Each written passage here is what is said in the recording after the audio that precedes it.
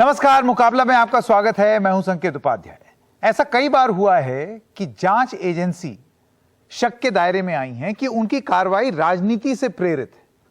तो पहले तो यहां पर एक ग्राउंड रूल सेट कर देते हैं कि जांच एजेंसियों के कुछ फैसलों पर हमेशा राजनीति से प्रेरित होने का आरोप लगेगा। इसको डिफेंड करना फिजूल है। दूसरी बात, ये कितने ज्यादा हो रहे हैं और किसके खिलाफ हो रहे हैं, सबके खिलाफ या उनके खिलाफ जो आपकी आलोचना करें या आपसे सहमत ना हो, और तो और जो कुछ ऐसा काम करें, भले ही दान पुण्य का हो, लेकिन अगर वो सरकार की एक बुरी छवि प्रस्तुत करता है तो उस पर कार्रवाई हो जाए। हम बात कर रहे हैं हर्ष मंदर और सोनू सूद की, जिनके ऊपर अलग अलग मामलों में कार्रवाई हो रही है, रेड चल रही है। और ये हम कतई नहीं कह रहे हैं कि जांच नहीं होनी चाहिए, जो होगा वो पता चल जाएगा, लेकिन कार्रवाई के पीछे का मकसद शक के दायरे में आया हुआ है। तो मुकाबला में आज क्या लोकतंत्र से रेड तंत्र होते जा रहे हैं हम। मैं स्वागत करना चाहता हूं हमारे मेहमानों का। पीकेटी नामबियार राजनीतिक विश्लेषक हैं, बीजेपी को सपोर्ट करते हैं। विजय जॉली नेता हैं भारतीय जनता पार्टी के, हमारे साथ जुड़ गए हैं। संजय गुप्ता नेता हैं शिवसेना के, हमारे साथ जुड़ गए हैं।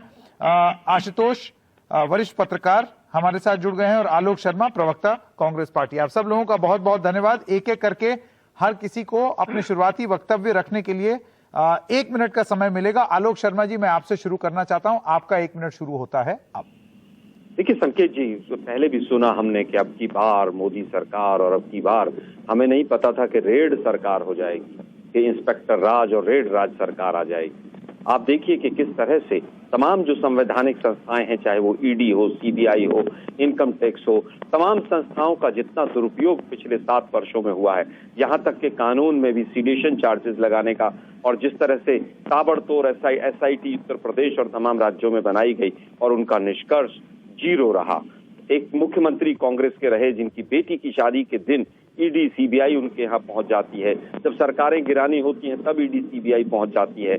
मैं समझता हूं कि केवल ऑपोजिट पार्टीज के खिलाफ जिस तरह से बीजेपी की मोदी सरकार ने ये कुकर्म किया है, देश की जनता अपनी आंखों से देख रही है।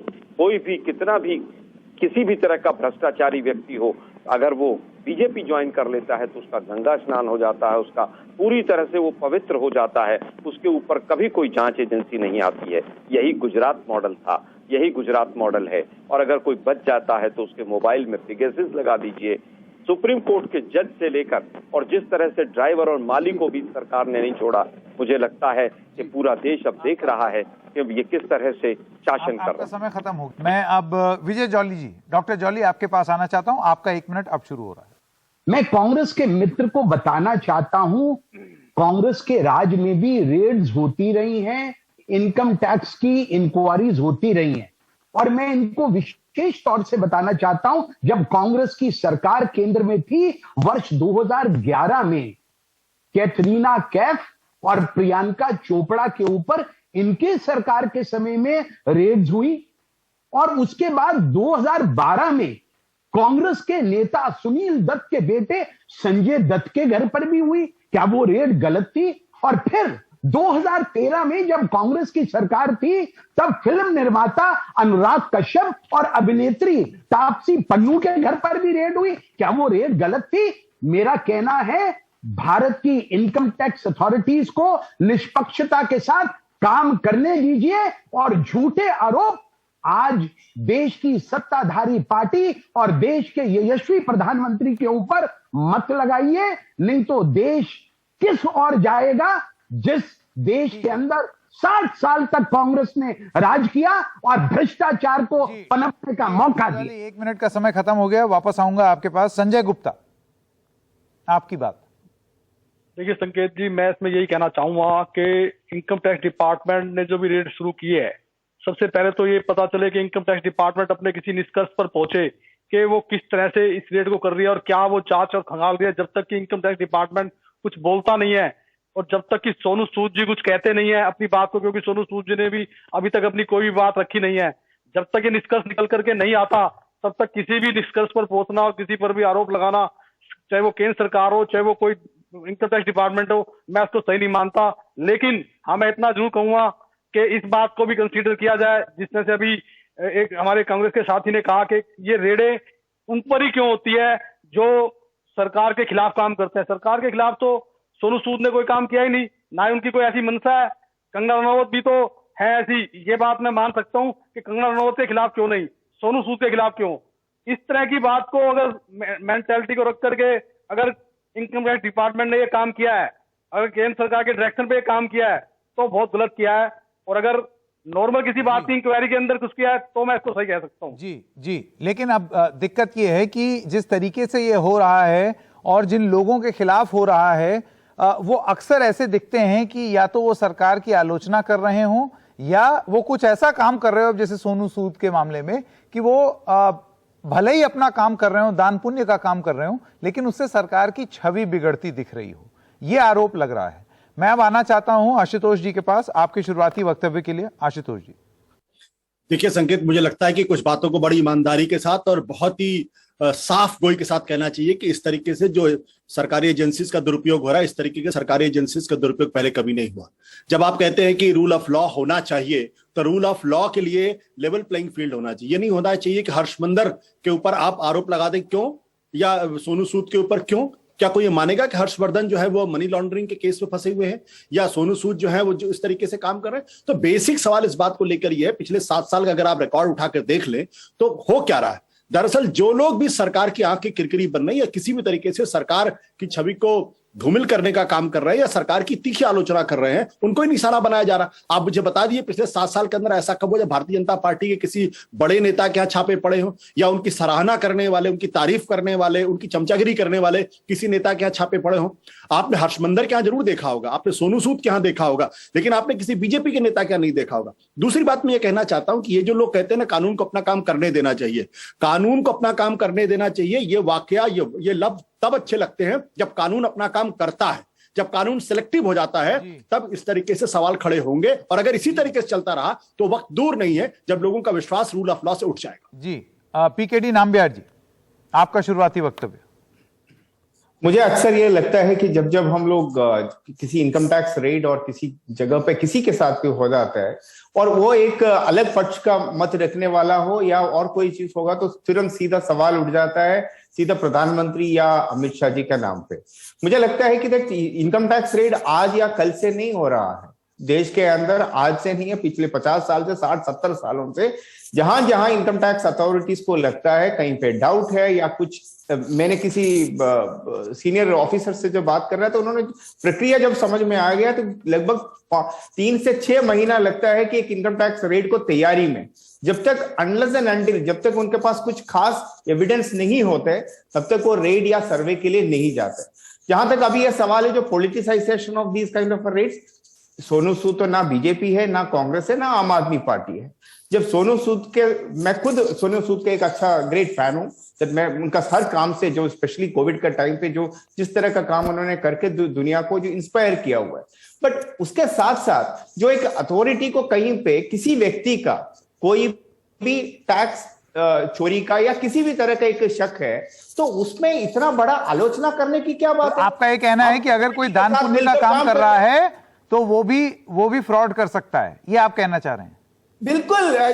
एक बात मैं आपको कह देता हूं, मैं ये नहीं कह रहा कि सोनू सूद को छोड़ दीजिए और किसी को भी छोड़ दीजिए, 1 सेकंड के लिए छोड़ दीजिए। बहुत अच्छा नेक काम करने वाला एक इंसान किसी भी तरह का एक गलत काम कर लिया, इसका मतलब है कि वो गलत चीज, वो इतना अच्छा काम किया इसकी वजह से उसकी सारी लेकिन दूसरा है अगर आप इजाजत दें एक छोटे से ब्रेक के लिए रुकना है, ब्रेक के बाद आएंगे और सवाल यही पूछेंगे कि ऐसा क्यों होता है। आप काम कर रहे हैं, जांच, सबसे पहले तो ये बोलना कि जांच एजेंसियां निष्पक्ष हैं, मेरे ख्याल से ये मैं आशुतोष जी से सहमत हूं। आंखों पे पट्टी बांध करके इस बात पर भरोसा नहीं किया जा सकता, ना वो कांग्रेस के राज में निष्पक्ष थी और ना ही अभी, सवाल और शक के घेरे में वो हमेशा रही है। दूसरी चीज, ऐसा क्यों है कि जो आलोचना करते हैं उनके यहां तो पहुंच जाती हैं एजेंसियां, लेकिन जो लोग आलोचना नहीं करते, जो सरकार के पक्ष में बात करते हैं, उनके यहां नहीं पहुंच पाती। ऐसा क्यों, यह भेदभाव क्यों? मुकाबला जारी रहेगा ब्रेक के बाद।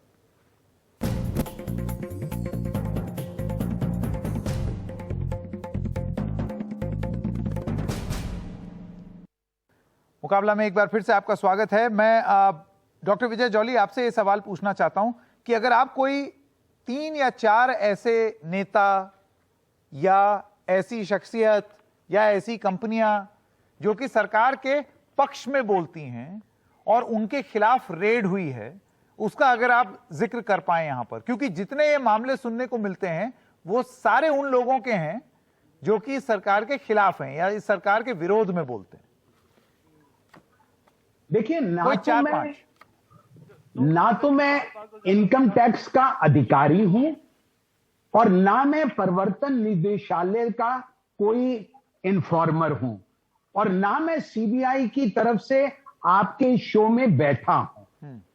जो सरकारी एजेंसियों को इनपुट्स मिलते हैं, उन इनपुट्स के आधार पर वो निष्पक्षता के साथ जो कंप्लेंट्स मिलती हैं, उन कंप्लेंट्स की जांच चाहे कांग्रेस का रिजीम हो और चाहे भारतीय जनता पार्टी का रिजीम हो, उनकी वो निष्पक्षता से जांच करती हैं। नहीं, लेकिन डॉक्टर जॉली, आप मुझे ये बताइए, अगर आप ये कहते हैं, अगर आप डॉक्टर जॉली ये कहते हैं कि एजेंसी निष्पक्ष है और अपना काम कर रही है, तो फिर आप मुझे बता दीजिए कि निष्पक्षता का सबसे बड़ा प्रमाण तो ये होगा कि सबके खिलाफ कार्रवाई हो। कोई 4-5 नाम दे दीजिए ना। के मुकाबले में किसी को दोषी घोषित ना करें, ऐसी मेरी प्रार्थना है। और भारतीय जनता पार्टी का कोई व्यक्ति क्यों नहीं इनकम टैक्स के घेरे में आया, ये डेमोक्रेसी है। और मैं आपको चैलेंज करता हूं, कोई भी व्यक्ति अगर इस तथ्य से प्रताड़ित है, he or she can approach the High Court or the Supreme Court or the CBI or the Enforcement Directorate or the Income Tax कि जी ये व्यक्ति काले धंधे में लिप्त है। अगर कांग्रेस के लोग जिन्होंने 60 साल तक देश के अंदर राज किया है, मुख्यमंत्रियों के रूप में, मंत्रियों के रूप में, संतरियों के रूप में, मेंबर्स के पार्लियामेंट के रूप में, तो उसके अंदर विजय जॉली जी, सरकार के पक्ष में बोलने वाले कोई 4 या 5 ऐसे चैनल या 4 या 5 ऐसे शख्स जिनके खिलाफ निष्पक्ष जांच हुई हो, 4-5 चैनल मैं आपको बताता हूं ना, या प्रकाशन, फिल्म निर्माता अनुराग कश्यप, किसके समय में जांच हुई? 2013 में हुई। आप एनडीटीवी उसका जिक्र तो नहीं करेगा? अभी नहीं करेगा? नहीं, बिल्कुल करेंगे। यहाँ तो मैं इस चीज का भी जिक्र कर दूं, मैं इस बात का भी जिक्र कर दूं कि 2012 में सोनू सूद पे रेड हुई थी। संकेत जी, आप निष्पक्ष होकर अपने चैनल की छवि को सुधारने की कोशिश करिए। चैनल की छवि, सोनू सूद के बारे में जिस बात को ले रहे हैं, सोनू सूद चैनल की छवि की चिंता आप करना छोड़ दीजिए। मैं जानता हूं आप हमारी छवि को लेकर बहुत चिंतित हैं, लेकिन ये चिंता छोड़ दीजिए। एफ के ऊपर हुई, मैं आपसे पूछना चाहता हूं, क्या आपके चैनल ने मनमोहन सिंह जी से, कांग्रेस के प्रवक्ता से ये पूछा? अब 7 साल से आपकी सरकार है साहब, नहीं फाइलें बाद में टटोलेंगे, अभी की बात कर लेते हैं प्रेजेंट की। अभी क्या हुआ है? कौन सी फाइलें टटोलेंगे? मेरी फाइल टटोलोगे आप? किसको आप धमकी दे रहे हैं? जॉली जी, पहले तो आप शांत हो जाइए, इतना उग्र मत होइए। आप गलत, गलत नहीं बोल रहा हूँ, निष्पक्ष बात। आपसे मैंने एक सवाल पूछ लिया तो आप थोड़ा सा तिलमिला उठे। मेरा सवाल ये है, आलोक जी, मैं आपके पास आना चाहता हूँ। आलोक जी, जो आलोचना करे उनकी तो एक लंबी लिस्ट है। बात कर रहे हैं जो व्यक्ति के घर पे, एक सेकंड विजय जॉली जी, एक सेकंड, वरना हम ही लोग बोलते रह जाएंगे, बाकी लोग रह जाएंगे। बाकियों को भी मौका दे दें। आलोक जी, ऐसा क्यों होता है? भारतीय जनता पार्टी, मैंने विजय जॉली जी से एक सीधा सवाल पूछा। मैं सुनने के लिए नहीं आया। विजय जी, बिल्कुल आप सुनने के लिए, आप सुना के जाइए 4 बात, लेकिन सवाल का जवाब भी देते जाइए। सवाल ये है कि कोई ऐसे 4 चैनल या 4 प्रकाशन या 4 लोगों का जिक्र कर दीजिए जो कि सरकार के पक्ष में बोलते हैं और उनके खिलाफ ये जांच हुई हो। आलोक शर्मा, मैं आपके पास आना चाहता हूं, इस बात का जवाब नहीं मिलता मुझे। देखिए, मुझे लगता है संकेत भाई, अभी विजय जॉली जी ने कहा कि ऐसे लोग बताइए और किसी के पास सबूत है तो वो लेके जाइए। मैं तो कह रहा हूं, मैं नाम दे रहा हूं, वेस्ट बंगाल में मुकुल रॉय से लेके तमाम लोग ऐसे थे जिनके स्टिंग ऑपरेशन बीजेपी ने किए और वो फिर सब बीजेपी ज्वाइन कर गए, फिर गंगा स्नान हो गया। फिर उनका हेमंत बिश्व शर्मा का स्टिंग ऑपरेशन किया था। अरे भाई, हमें सबूत देने की आवश्यकता क्या है? विजय जॉली साहब, आपने स्वयं सबूत दिए थे, क्या आपने ऑन कैमरा आकर रिकॉर्ड में नहीं किए थे? लेकिन वो, अरे सुनिए आप, सुनिए ना बात, हमारी सरकार नहीं है ना भाई, प्रोसिक्यूट कैसे करेंगे? प्रोसिक्यूट तो सरकार आने वाली भी नहीं है। राहुल गांधी जी के नेतृत्व में फिर वही देखिए, आप सरकार नहीं आने वाली है। एनडीटीवी का एक एक करके मेरी गुजारिश है, एक एक करके। हाँ जी, देखिए, येदियुरप्पा जी के खिलाफ उनके मंत्रियों ने तमाम आरोप लगाए थे अभी 3 महीने पहले। क्या किसी ने जांच की? क्या कोई वहां पर ईडी सीबीआई रेड करने गया? वहां पर आपने चुपचाप हटा दिया, उनको रिटायर करके भेज दिया। क्या इतने तमाम आपके यहाँ पर लोग रहे? हेमंत बिश्व शर्मा जो आसाम के मुख्यमंत्री हैं, उनके ऊपर किसने आरोप लगाए थे? भाजपा ने लगाए थे। एक ट्रंक भर के सबूत है उनके खिलाफ, एक जांच नहीं की आप लोगों ने। 1000 से ज्यादा रेड सीबीआई और ईडी की हुई है पिछले 3 साल के अंदर। एक बीजेपी के लीडर का नाम बता दीजिए जिसके खिलाफ आपने की हो कि भाई हमने बीजेपी का लीडर था, ऐसा ऐसा कर दिया। दिल्ली में एक छोटा सा कॉर्पोरेटर था, सीबीआई वालों की पिंडियां कांप गई जब बाद में पता चला कि 10 लाख रुपए की रिश्वत लेते हुए ये मेहरौली के पास का कॉर्पोरेटर जो है ये भाजपा का है। 2 दिन के अंदर उसको छोड़ दिया गया। क्या कांग्रेस का या किसी और का होता तो तमाम गोदी मीडिया किस तरह से तांडव कर रहा होता आपने देखा? आप देखिए किस तरह से आपने सरकारों को गिराने के लिए जिस समय पर यहाँ पर राजस्थान के अंदर सरकार के ऊपर आप लोगों ने डोरे डाले थे, उस समय पर क्या हुआ? सब लोगों के यहाँ, अशोक गहलोत जी के रिश्तेदारों के यहाँ ईडी पहुंच गई। ईडी की छोटी छोटी गाड़ियां जयपुर में घूम रही थी। आज तक कभी बीजेपी के यहाँ हुआ है? हिमाचल प्रदेश के मुख्यमंत्री की बेटी की शादी थी, उस दिन ईडी वहां पर पहुंच जाती है। आप लोगों को थोड़ी सी भी लज्जा नहीं आती? अच्छा, पहले की जॉली जी आप इसका जवाब दें। बहुत सारे उन्होंने पॉइंट्स बोल दे, एक राइट टू रिप्लाई मैं आपको दूंगा, लेकिन इसको जरा और लोगों के पास भी जाते हैं। आशुतोष जी, आशुतोष जी, आपको लगता है कि अब ये छोड़ देना? एक सेकंड, आलोक जी सुन लिया। घोटाला हुआ यहाँ पर कुंभ के टाइम पर, क्या ईडी सीबीआई? आलोक जी आपकी बात मैंने सुन ली, लेकिन ये है कि आज की डेट में जो सोनू सूद के लिए एकदम दिल धड़का हुआ है कांग्रेस पार्टी का, आप याद करें 2012 में यूपीए में भी उनके खिलाफ रेड हुई थी। तो ठीक है, रेड एक प्रक्रिया है, उसमें कुछ निकलेगा तो पता चलेगा आशुतोष जी, लेकिन ये भी होना चाहिए कि अगर रेड फर्जी निकले, राजनीति से प्रेरित निकले, तो जो रेड कर रहा है उसके खिलाफ कानूनी कार्रवाई हो। ऐसा प्रावधान होगा तब तो गाड़ी आगे बढ़ेगी, वरना तो जो सरकार चाहे, जिसके खिलाफ चाहे रेड। देखिए संकेत, अभी आपके भारतीय जनता पार्टी के जो प्रवक्ता कह रहे थे कि आप कोर्ट चले जाइए। आजकल भारतीय जनता पार्टी के प्रवक्ताओं का यह बहुत ही मशहूर जुमला हो गया है। आपको मालूम है कि कोर्ट जाने की प्रक्रिया क्या है? उस आदमी को 10 साल तक कोर्ट के चक्कर लगाइए, उसके बाद उसकी जिंदगी तबाह हो जाएगी, उसका घर बर्बाद हो जाएगा और वो एकदम तबाह हो जाएगा। तो ये एक बहुत ही बेहतरीन तरीका निकाल रखा है कि आप कोर्ट चले जाइए, कोर्ट चले जाइए, कोर्ट चले। देखिए, मैं बहुत ईमानदारी के साथ कहना चाहता हूं कि ये जो ऑफिसर्स हैं, दरअसल ये ऑफिसर होने के लायक ही नहीं है, और इसलिए ये वो लोग हैं जो संविधान की शपथ नहीं लेते हैं। ये लोग शपथ लेते हैं किसी राजनीतिक पार्टी के का जो मैनिफेस्टो होता है उसकी शपथ लेते हैं, क्योंकि इनको जिस तक सरकार में तो अच्छी पोस्टिंग चाहिए, वेट पोस्टिंग चाहिए, और सरकार से बाद जब रिटायर हो जाए तो इनको और अच्छे अच्छे पद होने चाहिए। दरअसल अगर आप किसी आदमी की जिंदगी को तबाह कर रहे हैं, अगर वो आदमी बेकसूर पाया जाता है, तो उसके बाद ऐसे अफसरों के खिलाफ लीगल जुडिशियल रिफॉर्म के तहत उनको भी सजा होनी चाहिए। आपको किसी की जिंदगी तबाह करने का हक नहीं है अगर आपके पास सबूत नहीं है। अभी आप देख लीजिए, मुंबई के अंदर अनिल देशमुख का सवाल था, सीबीआई की रिपोर्ट सामने आ गई जिसमें स्पष्ट हो गया कि उस अफसर ने कहा कि भाई इनके खिलाफ कोई सबूत नहीं मिला है। उस ऑफिसर को फौरन चेंज कर दिया गया, ट्रांसफर कर दिया गया, और उसके बाद अब नई एफिडेविट दाखिल कर दी गई है। तो अब कौन सी बात सच मानी जाए? संजय गुप्ता, उसके बाद पीकेटी नामबियर।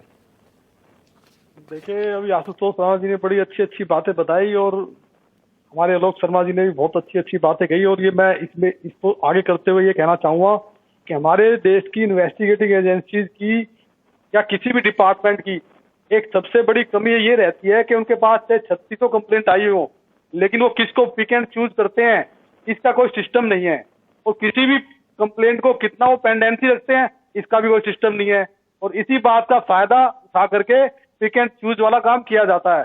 तो मैं आपके चैनल के माध्यम से ये बात भी थोड़ी सी कहना चाहूंगा कि इसके मामले में भी एक कानून बनना चाहिए कि इस तरह से पिक एंड चूज ना होकर के क्रम वाइज अगर किसी की शिकायत कोई आती है तो उसके खिलाफ इंक्वायरी हो या सब चीजें हो।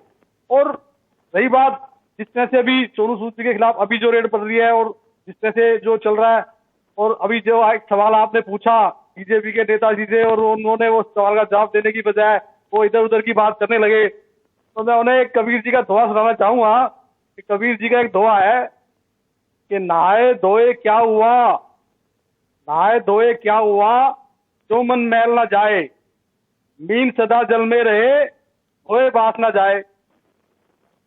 तो जोली जी मैं कहना चाहूंगा कि ऐसा नहीं है कि पिक एंड चूज वाला काम नहीं हुआ है, अभी और इस जवाब समय दूंगा। में, और ऐसा नहीं है कि इस तरह मनसा ऐसी नहीं है। जल्दी से, इससे पहले नामबिहार जी, क्योंकि इतने सारे लोगों ने जौहली जी को बोल दिया है और क्योंकि वो हमारी छवि को लेकर के बहुत चिंतित हैं, अगर आप इजाजत दें तो जौहली जी अपना जवाब दे लें। बोलिए जौहली जी। देखिए, अभी शिवसेना के प्रवक्ता ने अभी एक स्टेटमेंट दिया, मैं उनको बताना चाहता हूं। उनके अपने मंत्री ने महाराष्ट्र के अंदर पुलिस कमिश्नर के ऊपर उगाई करने का प्रेशर किया और उन्होंने उस पर एक्शन नहीं कई लिया। बातों की कोई वैल्यू नहीं होती हमारे देश के अंदर हाँ, संविधान के बिल्कुल ठीक है, बिल्कुल ठीक है। आप सभी कोई भी लोग व्यक्ति जब कानून के सत्ता में अंदर इसकी होते रिलेवेंसी हैं, नहीं होती, ना कोर्ट में इसको माना जाता है। कोई व्यक्ति चाहे तो चिट्ठी लिख करके कुछ कोई आरोप लगाए, चाहे उसको वो कोई वर्बली कोई आरोप लगाए, इसको नल एंड वॉइड माना जाता है। इसी तथ्य के आधार पर अनिल देशमुख के खिलाफ कोई सबूत नहीं मिला। Anil Deshmukh home minister, Maharashtra government, Shiv Sena के और एनसीपी के एक सम्मानित मंत्री, उनके ऊपर पुलिस कमिश्नर, एक ब्यूरोक्रेट कैरियर को तबाह किया मुंबई आपने। के, उन्होंने आरोप लगाया और ये चुप रहे, कोर्ट के आदेश के बाद संज्ञान ले लिया, ऊपर एक्शन हुआ। पहला उदाहरण, अब मेरी बात सुनिए, आपने पहले अपनी बात बोली, मैं चुप रहा। आपकी बात मैंने ध्यान से सुनी है, मेरी बात ध्यान से सुनिए। ये कड़वी बात होगी। दोनों जो एप्लीकेशन थी उसको हाई कोर्ट ने रिजेक्ट कर दिया। किस अधिकारी की बात कर रहे हैं? मेरे कांग्रेस के मित्र ने बहुत बड़ी बड़ी बातें बोली। कांग्रेस जब पावर में होती है तब एक बात बोलती है, जब विपक्ष में होती है, और अब तो परमानेंटली राहुल गांधी जी के नेतृत्व में परमानेंटली देश की जनता ने उनको विपक्ष में रहने के लिए एक बार नहीं अनेकों बार वोट दे दिया। लेकिन ये जो आरोप लगा रहे हैं, आरोप लगाओ भाग जाओ। अगर आरोप हैं तो इन जांच एजेंसियों के पास एविडेंस के साथ जाओ, भागते क्यों हो? आरोप टीवी के चैनल्स की डिबेट में लगाते हो और भाग जाते हो। नामबिहार जी आप मुझे ये बताइए, नामबिहार जी आप मुझे ये बताइए कि ऐसा क्यों ना हो कि जो जांच अफसर राजनीतिक दबाव में आके, और ये सोचना बेवकूफी है कि सब निष्पक्ष हैं, सब कुछ एकदम सेट है, कोई दिक्कत नहीं है, राजनीतिक दबाव में आकर के बहुत सारे अफसर काम करते हैं। तो ऐसा क्यों ना हो कि अगर जांच फर्जी निकले तो ऐसे अफसरों के खिलाफ कार्रवाई हो, वो सस्पेंड। पहले संकेत की एक बात बताऊं, पिछले 60-70 वर्षों का जो हमारा देश का जो हिस्ट्री में ना, कांग्रेस ने ऐसे एक ठप्पा बनाकर रख दिया है। सीबीआई को केज्ड पैरेट, इस तरह का जो दर्जा जो कांग्रेस ने देके जा रखा है, तो हम अभी भी उस हिस्ट्री के अंदर ही जी रहा है कि आज भी यार पहले ऐसे होता था तो आज भी ऐसे ही होगा। मेरा सिर्फ एक सवाल है, चाहे आशुतोष जी हो, बाकी जो लोग हैं, जो कोई भी इनकम टैक्स रेट हो, इनकम टैक्स रेट सिर्फ क्या नाम है, जो दो लोग जिसके नाम आप ले रहे हो, सोनू सूद, वो थोड़ा बहुत बड़ा ब्रांड है, अपने आप में एक बड़े जाने पहचाने व्यक्ति है, इसकी वजह से हम चैनल पर चर्चा कर रहे हैं। बहुत सारे ऐसे कितनी सारे जो बिजनेसमैन है जिसके घर पे और ऑफिस में इनकम टैक्स रेट हर रोज होता है, कोई चैनल पे चर्चा होता है क्या? बिल्कुल भी क्या नहीं। बात हुई? जहां तक मैं तो आपसे पूछ रहा हूं, आप मुझे बता दीजिए कोई 5 ऐसे नाम, ओनली 5, कोई ऐसे नाम उन चैनलों के या उन मालिकों के या उन लोगों के जो कि सरकार के पक्ष में बोलते हैं। सीधा जवाब दे देता हूं। आप ये कहते हो कि दैट इनकम टैक्स रेट सीधा सिर्फ मोदी जी या बीजेपी का हेडक्वार्टर से तय करते हैं क्या? तो आप ये क्यों कहते हो? मैं कल एक चैनल पे ये बात कह रहे थे, अगर आप देखते हो जो कांग्रेस का जितना भी नेता है, चाहे पुराना मुख्यमंत्री हो, सब जो अमीर तो छोड़ दो, उससे भी बड़ा जो शब्द है वो यूज कर सकते हैं। हाँ। आप एक कितनी जो बीजेपी का जो टॉप लीडर्स है, आप उस लेवल पे आप 4 लोगों का नाम आप नहीं ले सकते, तो इसलिए वो उसको कंपैरिजन आप करना ही भाई, आप मुझे समझ में नहीं आया आपने बोला क्या, लेकिन मैं ये समझ रहा हूं आपका ये कहना है कि भाई कांग्रेस के लोग जो हैं वो बहुत अमीर हो गए, आपकी सरकार है, आप जांच कर लीजिए। संकेत जी, सिर्फ एक वर्ड आपसे पूछना चाहता हूं, क्या 4 लोगों के पास कांग्रेस का या कांग्रेस से सपोर्ट करने वाले लोगों के पास वो किया हो, तो बराबर करने के लिए 4 बीजेपी के पास भी जाना, ये कहना चाहते हो क्या आप? नहीं, बिल्कुल नहीं कहना चाहता ये कोई मतलब नहीं है। आई थिंक देश के हर ऑफिसर्स को कार्रवाई सही में निष्पक्षता से होनी चाहिए, और निष्पक्षता जो है वो आप ट्रैक रिकॉर्ड पर तय करते हैं। हर चीज का ट्रैक रिकॉर्ड पर तय होता है। एक छोटे से ब्रेक के लिए अभी रुकना पड़ेगा, ब्रेक के बाद ये चर्चा जारी रखेंगे, मुकाबला जारी रहेगा ब्रेक के बाद।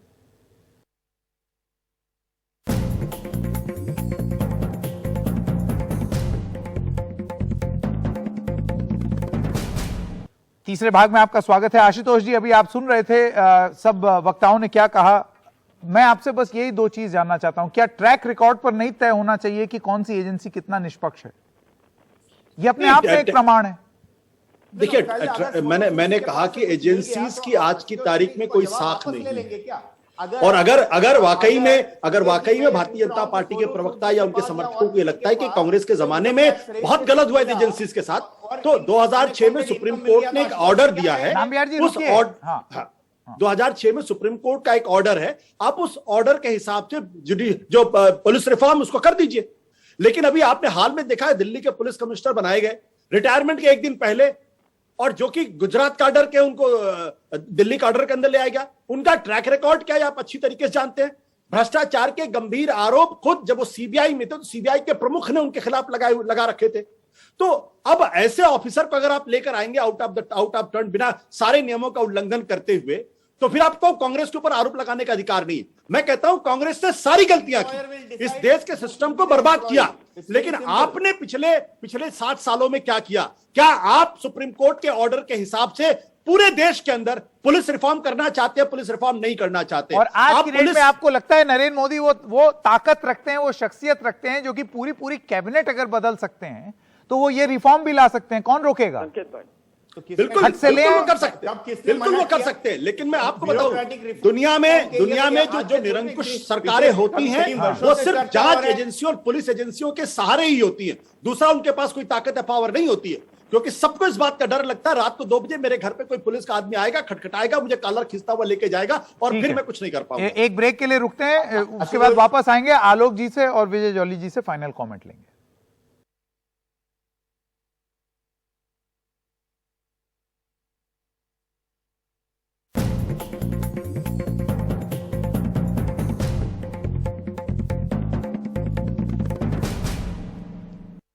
चौथे भाग में आपका स्वागत है। जी आलोक जी, जल्दी से क्लोजिंग कमेंट और उसका जॉली। पुलिस रिफॉर्म से स्टार्ट करते हैं।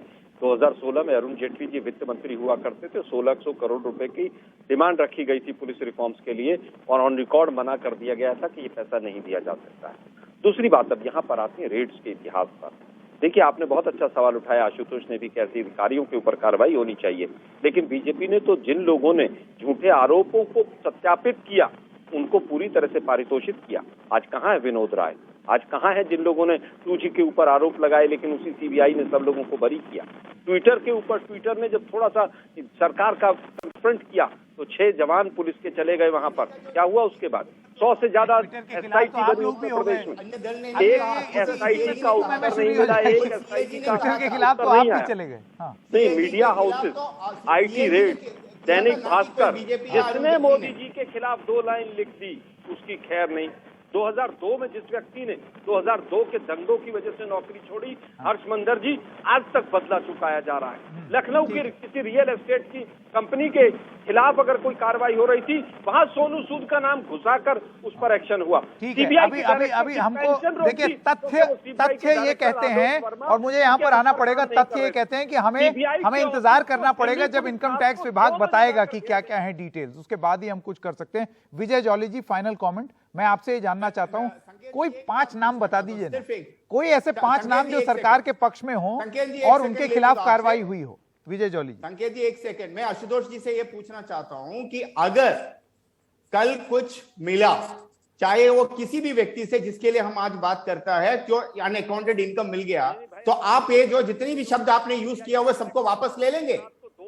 आप ये बोलोगे कि ये पॉलिटिकल रिवलरी नहीं है या किसी के खिलाफ अदालत में साबित होगा ना? अदालत में साबित होगा। खैर अभी मैं लास्ट कमेंट समय मेरे पास खत्म हो नहीं, जाहिर सी बात है सारे मामले अदालत में ही जाएंगे भाई, को मैं अदालत थोड़ी हूँ, और ना पीकेडी नाम्बियार। अभी तक ये कहा कि हम भी यही कह रहे थे, जॉली जी आप जॉली जी का समय खा रहे हैं आप। हाँ जॉली जी, हम पाक साफ हैं, इसलिए मेरे पास एक भी नाम नहीं है। Number one. Number two, Delhi के police commissioner Rakesh Asthana has been the most meritorious. नहीं जॉली जी आप ये कह रहे हैं कि मैं इनकी बातों का सारे जवाब दे रहा हूं, समर्थक पाक साफ हैं, इनकी बातों का जवाब दे रहा हूं। बीजेपी के समर्थक पाक साफ हैं। हम पाक साफ हैं। अच्छा बीजेपी के जो समर्थक हैं वो पाक साफ हैं। अगर कोई आरोप लगाता है तो हम इंक्वायरी करवाने के लिए तैयार हैं। तो भाई जॉली जी ने जाते जाते ये कह दिया बीजेपी के समर्थक पाक साफ हैं और बाकी लोग अपना अपना देख लें, उनके लिए अदालत अगर है। कोई हम पे आरोप लगाता है तो हम उन आरोपों का सामना करने के लिए चलिए भी मेरे पास समय तैयार खत्म हो गया है, बड़ा संकेत जी, रोचक मुकाबला रहा, लेकिन समय की कमी की वजह से इसको बंद करना पड़ रहा है। खबरें जारी रहेंगी एनडीटीवी इंडिया पर।